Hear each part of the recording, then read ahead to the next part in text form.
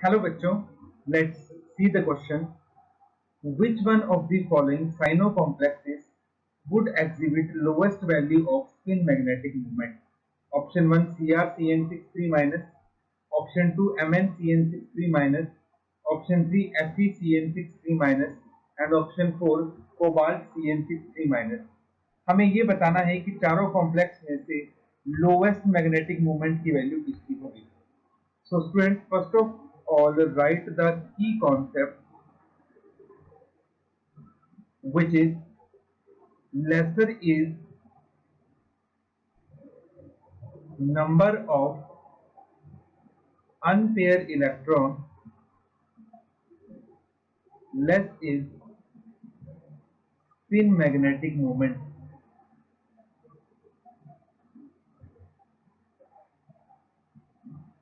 जितने कम unpaired electron होंगे उतना ही मैग्नेटिक मूवमेंट कम होगा. अब हमें यही चेक करना है कि इन सभी कॉम्प्लेक्सेस में अनपेयर इलेक्ट्रॉन का नंबर कितना होगा.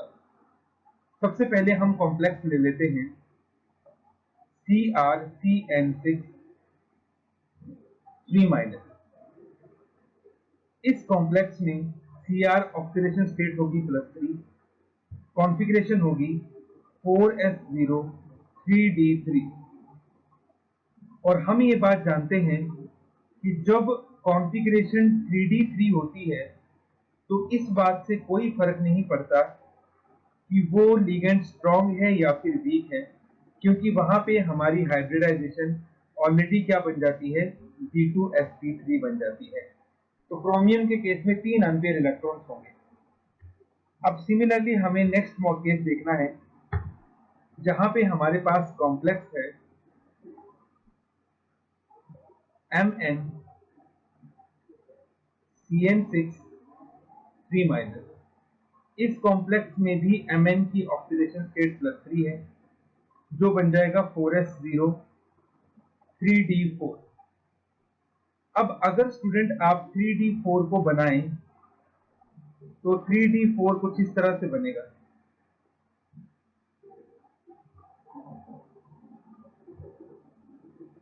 Like this. अब स्टूडेंट्स इस केस में भी हमारे पास पेयरिंग करवा के कोई फायदा नहीं, क्योंकि पेयरिंग करवाने के बाद हमारे पास 3 d ऑर्बिटल खाली हो जाएंगे. तो इस केस में भी पेयरिंग नहीं होगी, तो यहाँ पे हमारे पास 4 अनपेयर इलेक्ट्रॉन बन जाएंगे. अब हम बात करते हैं थर्ड कॉम्प्लेक्स की, FeCN6 3 माइनस. इस कॉम्प्लेक्स में Fe+3 स्टेट में होगा और कॉन्फ़िगरेशन हो जाएगी 4s0 3d6 3d5. हम 3d5 को बना लेते हैं. अब क्योंकि साइनाइड स्ट्रॉन्ग फील्ड लिगेंड है तो ये पेयरिंग करवा देगा. 5 इलेक्ट्रॉन कुछ इस तरह से आएंगे. तो इस केस में अनपेयर इलेक्ट्रॉन कितने हो गए स्टूडेंट्स, 1 हो गए. अब हमारे पास बचता है लास्ट मॉलिक्यूल. उसको भी हम एक बार देख लेंगे कि क्या उसकी स्ट्रक्चर रहेगी और क्या उसकी ज्योमेट्री रहेगी.